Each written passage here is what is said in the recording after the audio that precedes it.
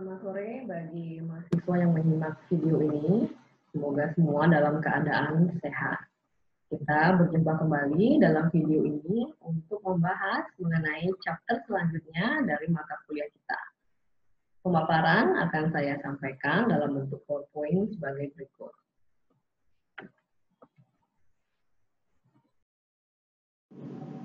Pada video ini, saya akan memaparkan mengenai penetapan strategi produk. Poin-poin yang akan dibahas dalam video ini yang pertama adalah karakteristik produk dan bagaimana pemasar mengklasifikasikan produk. Yang kedua adalah bagaimana perusahaan mendiferensiasikan produk. Dan yang ketiga adalah mengapa desain produk penting dan faktor apa yang mempengaruhi desain produk yang baik. Poin bahasan yang pertama adalah karakteristik produk dan klasifikasi produk. Banyak orang berpikir bahwa produk selalu berwujud atau berbentuk fisik. Namun produk adalah segala sesuatu yang dapat ditawarkan ke pasar untuk memuaskan keinginan atau kebutuhan. Jadi produk termasuk diantaranya adalah barang berbentuk fisik, kemudian service yaitu layanan atau jasa, kemudian experience, pengalaman, contohnya adalah pengalaman mendaki gunung dan sebagainya. Kemudian events, contohnya adalah konser. Kemudian persons, contohnya adalah artis yang dimanajeri oleh manajernya. Jadi person di sini bukan berarti human trafficking atau perdagangan manusia atau prostitusi ya. Artinya adalah orang ini adalah berupa suatu produk yang dapat dipasarkan. Contohnya tadi seperti yang saya katakan yaitu artis dalam kaitannya dengan aspek entertainment. Kemudian places atau tempat, dalam hal ini contohnya adalah destinasi wisata. Kemudian properti, contohnya adalah meeting room dan sebagainya. Berikutnya adalah organisasi, dalam hal ini adalah produk yang dijual oleh yayasan atau ditawarkan oleh yayasan.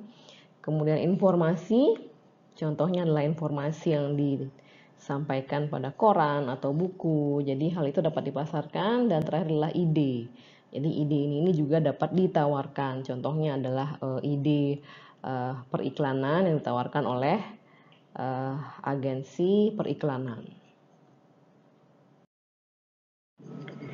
Dalam merencanakan penawaran pasarnya, pemasar perlu untuk merencanakan 5 tingkatan produk.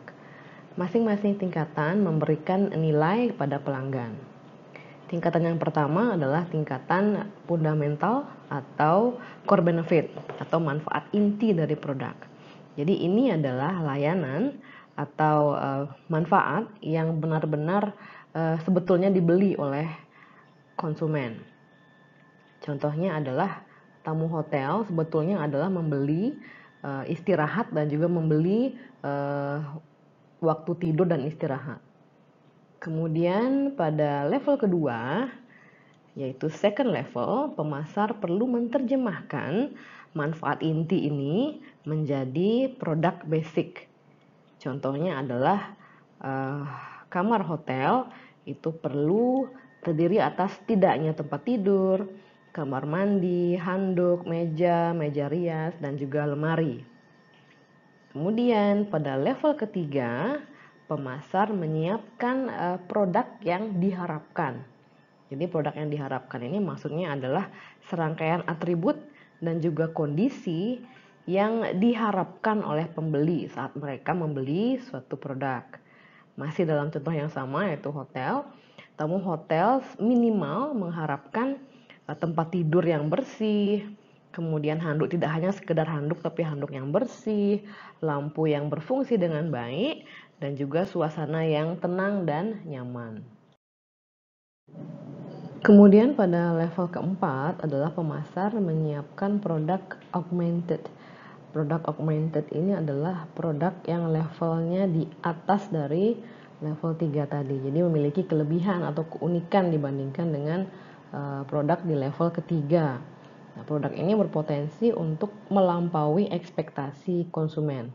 Jadi di negara-negara berkembang, Positioning dari merek dan juga kompetisi umumnya berada pada level ini, level keempat dari produk. Namun di negara berkembang dan pasar-pasar negara berkembang seperti India, Brasil termasuk Indonesia, kompetisi berada masih pada level expected product, jadi level ketiga. Jadi contoh dari fourth level ini adalah contohnya lampu. Bila di level 3 lampu itu adalah diharapkan lampu yang berfungsi dengan baik, namun di level 4 ini adalah lampu yang memiliki desain yang unik sedemikian rupa sehingga dia melampaui ekspektasi konsumennya dalam hal estetik.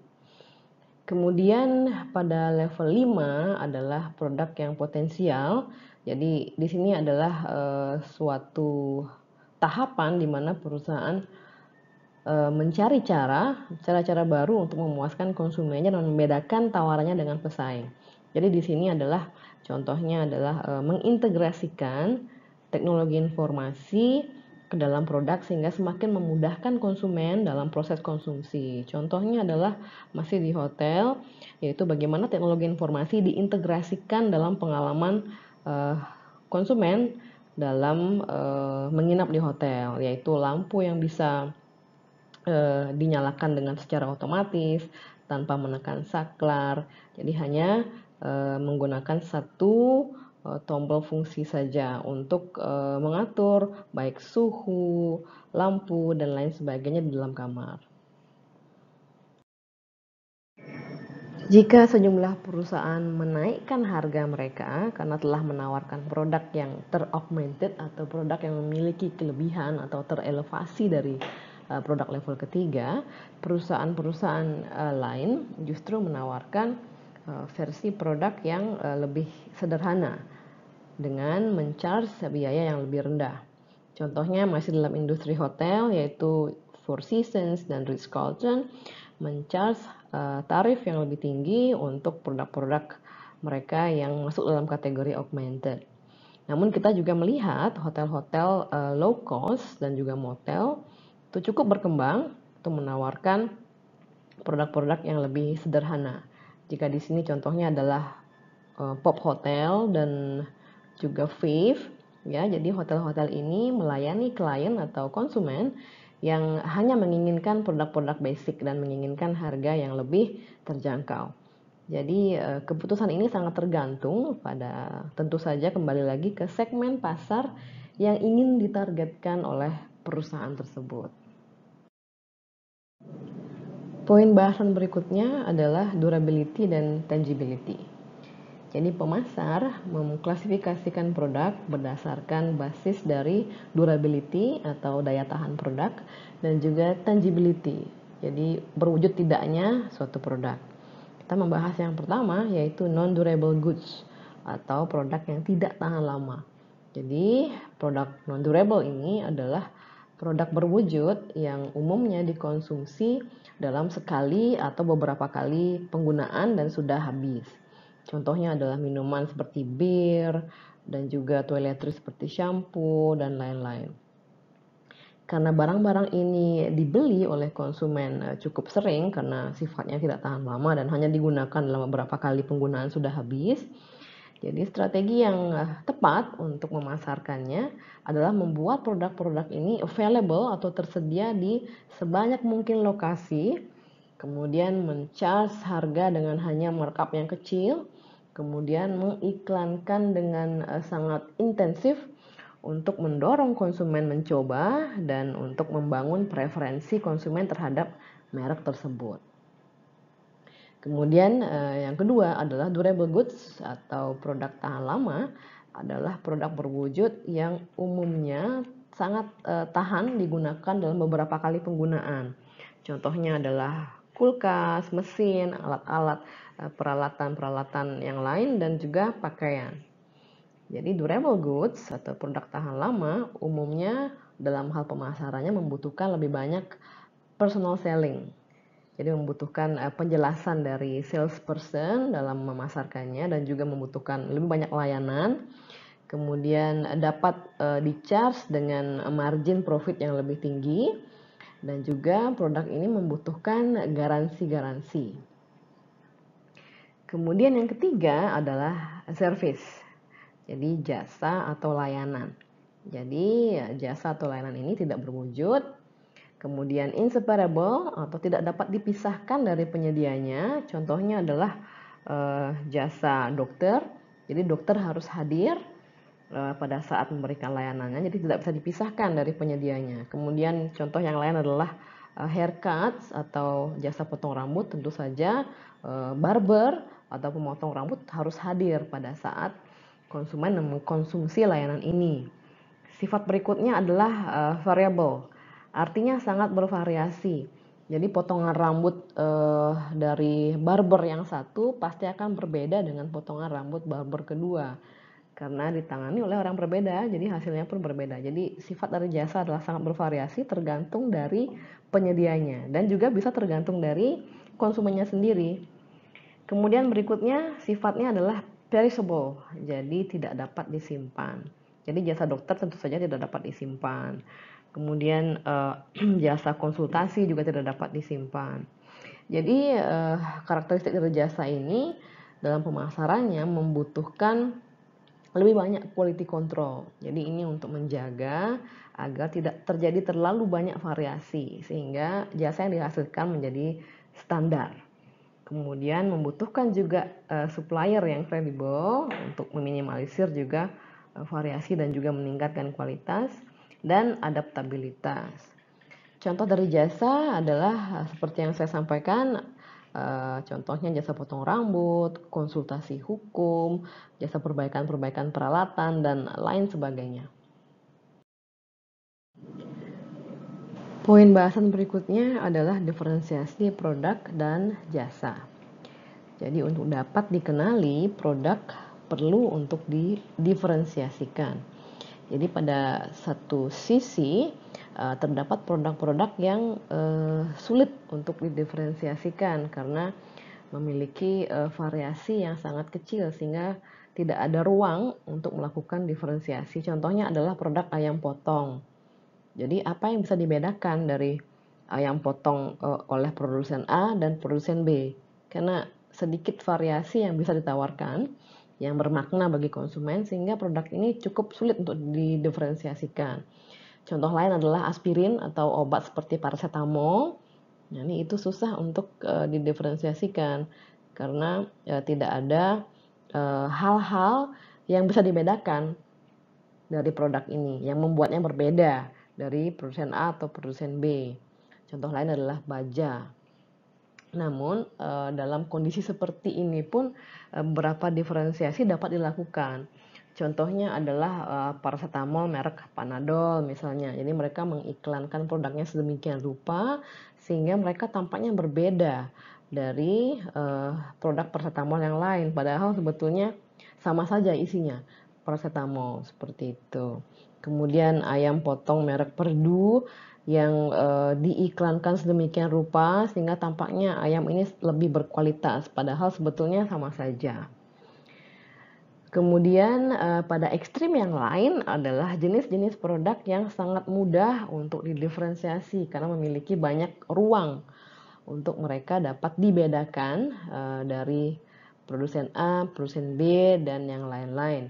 Contoh produk tersebut adalah kendaraan mobil, atau kemudian commercial building dan furniture dan juga banyak produk yang lain. Jadi dalam jenis produk ini produsen itu dapat memiliki beberapa kemungkinan atau ruang untuk melakukan diferensiasi, termasuk yang pertama adalah form dari segi bentuk. Jadi mobil sangat mudah dilakukan diferensiasi dalam hal bentuk. Ada mobil merek A yang bentuknya seperti ini, hatchback. Kemudian merek B yang mengeluarkan produk mobil model MPV dan sebagainya.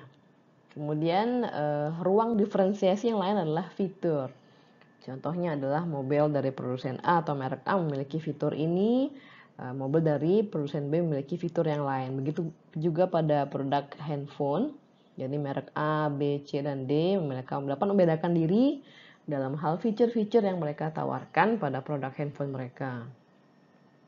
Kemudian customization yaitu penyesuaian yang dapat dilakukan pada produknya. Contohnya adalah saat ini banyak yang melakukan mass customization atau penyesuaian massal. Jadi contohnya adalah HP yang menjual laptop di mana kita bisa mengcustomize sendiri produk laptop kita melalui webnya, dan kemudian kita akan mendapatkan produk laptop sesuai dengan kustomisasi kita sendiri dari dalam hal ukuran screen, kemudian spesifikasi laptop yang kita tentukan sendiri.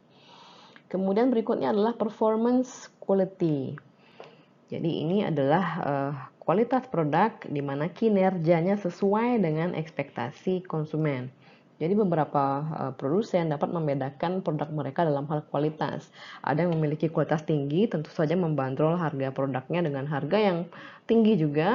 Ada juga produsen yang memberikan atau mengeluarkan produk dengan kualitas yang standar saja, biasa saja, dan tentu saja men-charge harga dalam range yang standar juga. Ini sangat tergantung dari segmen pasar yang mereka tuju. Kemudian conformance quality. Apa bedanya dengan performance quality?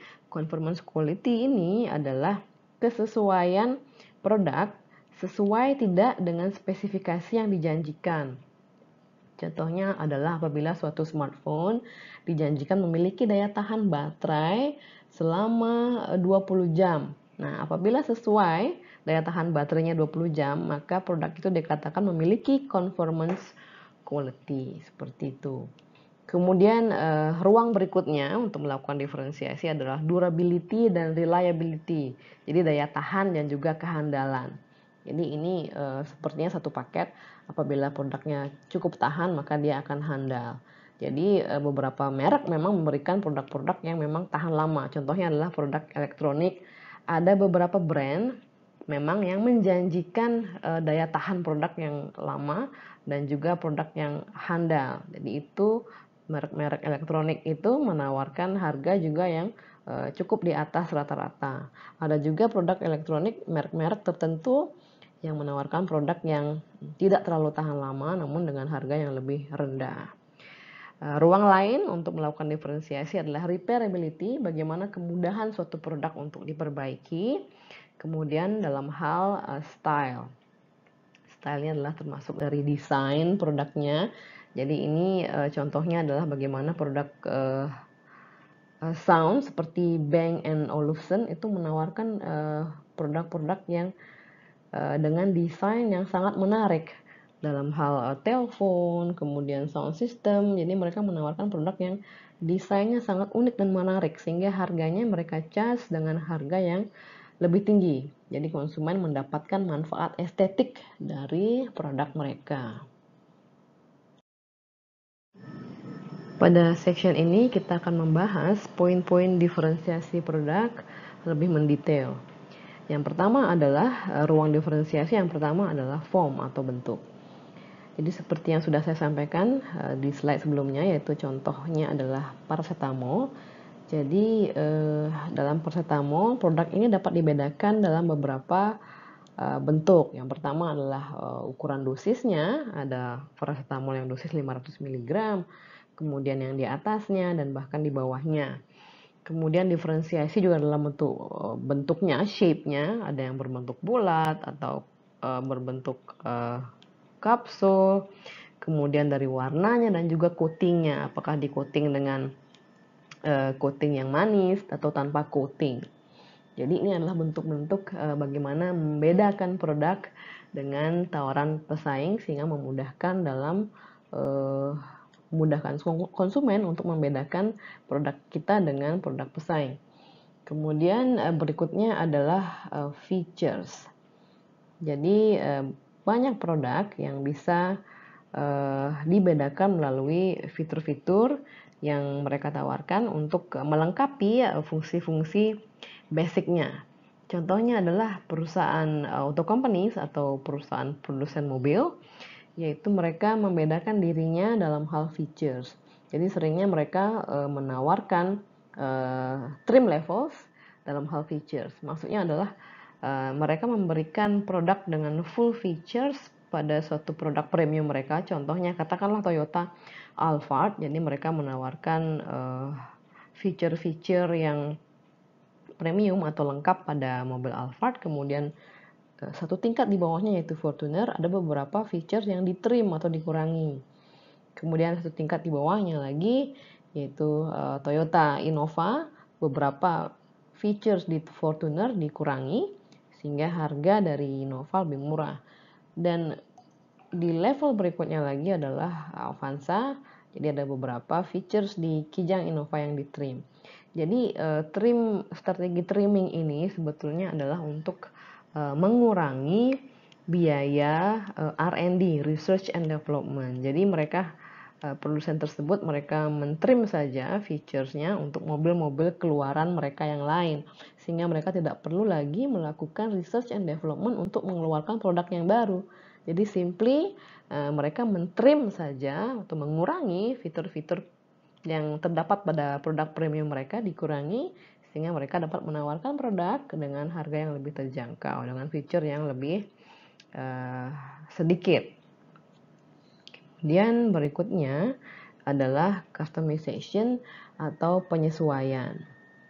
Jadi seperti yang saya sampaikan sebelumnya, jadi saat ini adalah eranya kustomisasi massal di mana konsumen dapat mengcustomize keinginan mereka, seperti contoh HP yang saya sampaikan sebelumnya.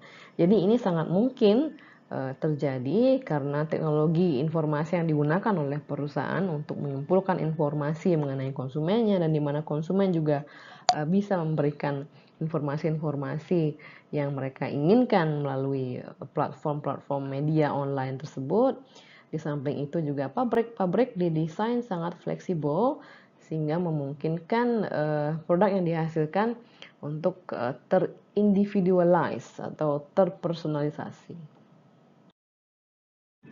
Ruang berikutnya untuk melakukan diferensiasi adalah kualitas kinerja atau performance quality. Jadi kualitas rendah, kualitas rata-rata, kualitas tinggi, atau kualitas superior. Jadi perusahaan ini perlu merancang atau menentukan tingkat performance atau tingkat kualitas yang tepat untuk target pasar yang mereka tuju, dan juga harus menyesuaikan dengan kompetisi yang ada saat ini di industri mereka beroperasi. Kemudian perusahaan perlu untuk secara kontinu meningkatkan kualitas produk sehingga mereka produk-produk ini dapat menghasilkan pendapatan yang tinggi dan juga meningkatkan market share dari produk tersebut. Perusahaan yang gagal untuk secara kontinu berusaha meningkatkan kualitasnya dapat memperoleh konsekuensi yang negatif, yaitu konsumen beralih ke produsen yang mampu melakukan hal tersebut. Berikutnya adalah conformance quality. Jadi pembeli mengharapkan kualitas conformance yang tinggi. Jadi kualitas conformance ini adalah tingkatan di mana semua produk yang diproduksi oleh produsen itu mereka sama, identik, dan mereka memenuhi spesifikasi yang dijanjikan. Contohnya anggaplah Porsche 911 itu didesain untuk mampu terakselerasi kecepatannya menjadi 60 miles per hour dalam 10 detik. Nah, apabila setiap Porsche 911 ini mampu memenuhi spesifikasi ini, maka model ini dikatakan memiliki kualitas conformance yang tinggi. Sebaliknya, produk yang memiliki kualitas conformance yang rendah akan mengecewakan beberapa buyer, dan ini dapat berimbas pada reputasi dari merek tersebut. Kemudian ruang diferensiasi berikutnya adalah durability atau daya tahan. Jadi ini maksudnya adalah umur produk yang diharapkan di bawah kondisi alami atau kondisi-kondisi yang stressful. Jadi daya tahan produk yang baik ini merupakan atribut yang sangat dihargai untuk produk-produk seperti kendaraan, peralatan-peralatan dapur, peralatan mekanik yang lain. Kemudian ruang diferensiasi berikutnya adalah reliability atau kehandalan. Kehandalan adalah ukuran dari kemungkinan suatu produk akan rusak atau gagal malfunction dalam suatu periode yang ditentukan. Jadi produk-produk seperti ini contohnya adalah produk-produk alat-alat rumah tangga dan sebagainya. Contohnya adalah Maytag, yaitu merupakan produsen peralatan rumah tangga yang cukup handal. Mereka melakukan iklan dengan tagline Lonely Repairman. Jadi repairman ini adalah orang yang memperbaiki peralatan-peralatan yang rusak. Jadi mereka digambarkan sebagai orang yang lonely repairman, karena mungkin asumsinya adalah mereka tidak ada pekerjaan sehingga iklannya menjadi lonely repairman. Jadi iklan ini menunjukkan atau iklan ini didesain untuk meng-highlight atribut dari Maytag, yaitu produk yang handal, sehingga tidak perlu terlalu sering diperbaiki, sehingga repairman-nya menjadi lonely. Kemudian berikutnya adalah repairability, yaitu seberapa mudahnya suatu produk untuk diperbaiki. Jadi kemudahan suatu produk untuk diperbaiki saat ia rusak atau gagal beroperasi. Jadi idealnya adalah repairability ini apabila user atau pengguna dapat memperbaiki sendiri produknya dengan biaya yang rendah atau juga dalam waktu yang cukup singkat. Jadi idealnya seperti itu. Jadi beberapa produk ini menginkludkan fitur-fitur diagnostik yang memungkinkan service people atau orang-orang teknisinya untuk mengkoreksi atau memperbaiki permasalahan tersebut hanya melalui telepon, atau dapat memberikan saran bagi penggunanya bagaimana cara memperbaikinya. Contohnya adalah beberapa produk hardware dan software komputer. Mereka menawarkan technical support melalui telepon, melalui fax, email, atau chat online yang real time. Kemudian ruang diferensiasi berikutnya adalah style. Jadi style ini menggambarkan bagaimana tampilan dari suatu produk dan bagaimana produk ini memberikan suatu perasaan kepada pembelinya. Jadi pembeli mobil itu membayar harga yang premium untuk mobil Jaguar karena tampilannya yang extraordinary. Dan estetik ini memainkan peran yang sangat penting untuk brand-brand atau merek-merek seperti Apple, pulpen Montblanc dengan harga yang cukup mahal karena tampilannya yang sangat menarik. Kemudian coklat Godiva dan juga produk Harley Davidson. Bahasan berikutnya adalah diferensiasi dalam hal jasa. Jadi saat produk fisik tidak dapat didiferensiasi dengan mudah, dikunci untuk dapat berkompetisi adalah dengan menambahkan layanan-layanan tambahan yang bernilai bagi konsumen dan secara kontinu meningkatkan kualitasnya. Jadi beberapa diferensiator dalam hal layanan termasuk dalam hal kemudahan pemesanan, kemudian jasa delivery, jasa instalasi, pelatihan bagi konsumen, kemudian adanya konsultasi bagi konsumen, dan jasa maintenance dan juga perbaikan. Kita membahas layanan tambahan yang pertama, yaitu kemudahan pemesanan. Jadi ini merujuk pada seberapa mudahnya konsumen dapat memesan suatu produk pada suatu perusahaan. Jadi satu contoh di sini adalah Baxter Healthcare, yaitu merupakan supplier dari alat-alat rumah sakit. Ini Baxter ini menyediakan rumah sakit dengan terminal komputer, di mana melalui terminal komputer ini rumah sakit dapat mengirimkan pesanan mereka secara langsung terkonek dengan intranet dari perusahaan, sehingga produk pemesanan dapat diterima secara real time dan juga pengiriman tentu saja akan membutuhkan waktu yang lebih cepat.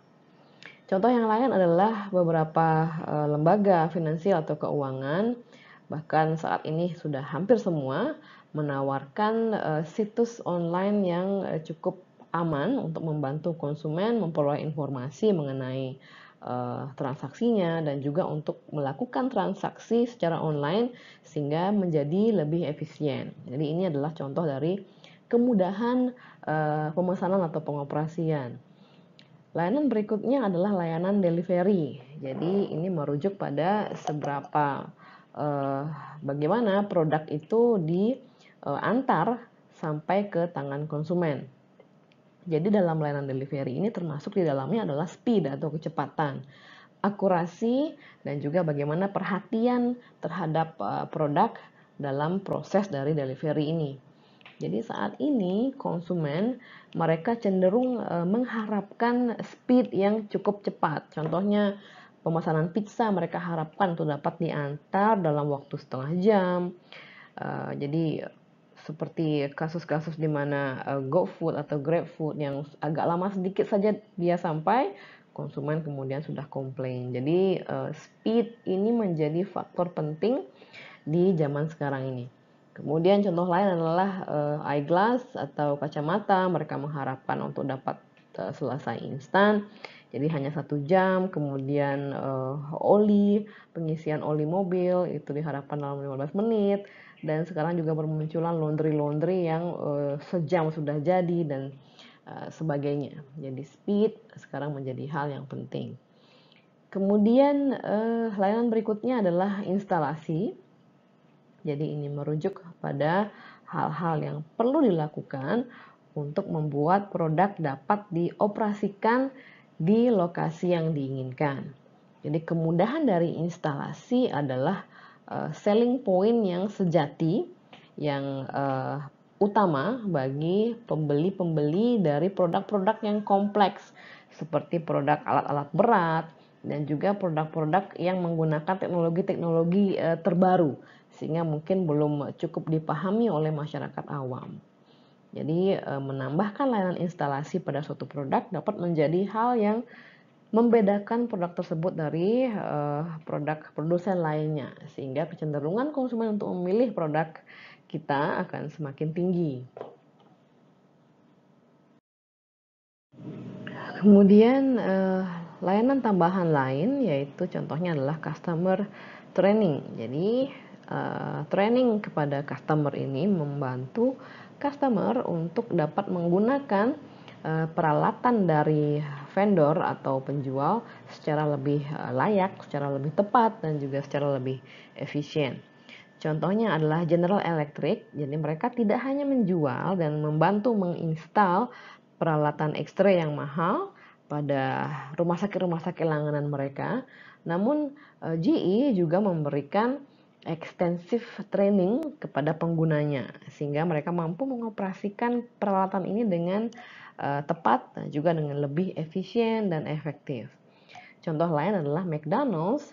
Mereka mengharuskan para franchisee mereka yang baru untuk mengikuti mengikuti kursus di Hamburger University mereka di Illinois selama 2 minggu untuk belajar bagaimana mengelola franchise dengan baik.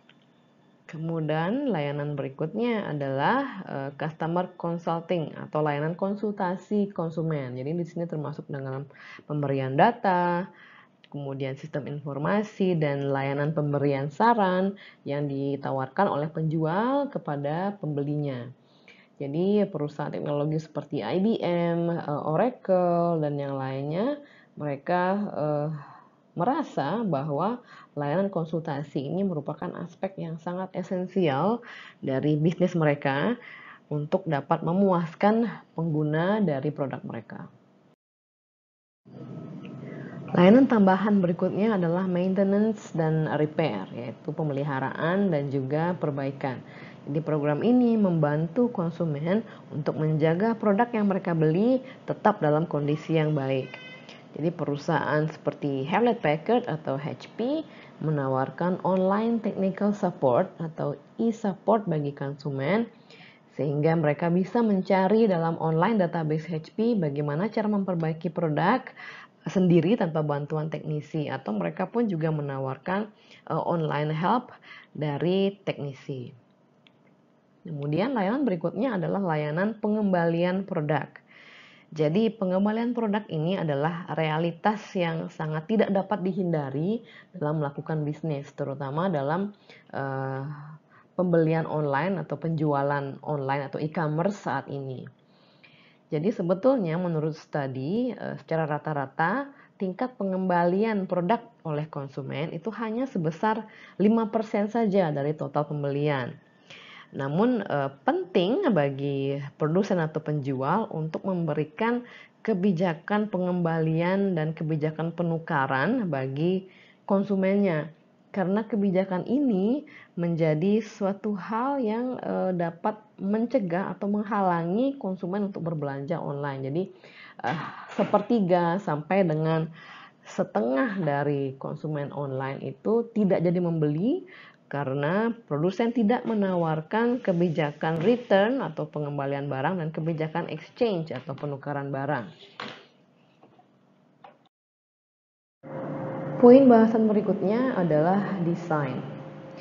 Jadi saat kompetisi semakin ketat, desain menawarkan suatu cara yang cukup ampuh untuk mendiferensiasikan dan memposisikan layanan dan produk perusahaan. Bagi perusahaan, produk yang didesain dengan baik adalah produk yang mudah untuk diproduksi dan didistribusikan. Pada sisi konsumen, desain yang baik adalah produk yang didesain dengan baik adalah produk yang menyenangkan untuk dilihat, mudah untuk dibuka, mudah diinstal, digunakan, mudah diperbaiki, dan juga mudah untuk dibuang. Sehingga desainer perlu mempertimbangkan atau memperhatikan seluruh faktor-faktor ini dalam mendesain produk. Satu faktor yang mendorong kebangkitan dari Hewlett Packard pada pasar PC adalah penekanan yang kuat pada desain. Jadi ini memaksa pesaing lainnya seperti Dell dan juga pesaing-pesaing lain untuk menjadi lebih stylish atau merancang produk-produk yang lebih stylish untuk dapat berkompetisi di industri ini. Alasan di balik pergeseran ini adalah sangat jelas bahwa di salah satu survei konsumen dilaporkan menyatakan bahwa mereka bersedia untuk membayar secara rata-rata $200 lebih banyak untuk memperoleh laptop high-end dengan desain yang baik. Salah satu perusahaan yang unggul dalam desain di zamannya adalah Nokia. Jadi Nokia adalah yang pertama memperkenalkan cover handphone yang dapat diganti-ganti dengan berbagai macam warna dan desain. Kemudian Nokia juga menjadi yang pertama dalam mengeluarkan produk handphone berbentuk elliptical shaped, kemudian dengan bentuk-bentuk yang friendly, dan yang pertama mengeluarkan handphone dengan big screen. Jadi dalam budaya yang semakin terorientasi pada visual, menerjemahkan makna merek dan juga positioning melalui desain adalah hal yang sangat penting. Jadi di dalam marketplace yang sudah crowded atau di dalam pasar yang sudah sangat jenuh dan penuh dengan banyak kompetitor, estetika seringnya menjadi salah satu cara atau satu-satunya cara justru untuk membuat suatu produk stand out atau berbeda dari yang lainnya. Salah satu perusahaan yang juga unggul dalam desain adalah Bang Olufsen, yaitu perusahaan yang memproduksi produk-produk terkait dengan sound system, speakers, dan sebagainya. Jadi dapat dilihat pada gambar, yaitu desain timeless dan stylish dari sound system Bang Olufsen membuatnya dapat mencharge harga premium pada pasar sound dan speaker. Jadi desain ini seringnya adalah aspek yang penting dalam memasarkan produk-produk mewah atau produk-produk luxury. Demikian paparan saya mengenai chapter ini, semoga dapat diterima dan dipahami dengan baik. Kita berjumpa kembali di video berikutnya. Terima kasih atas atensinya. Selamat sore.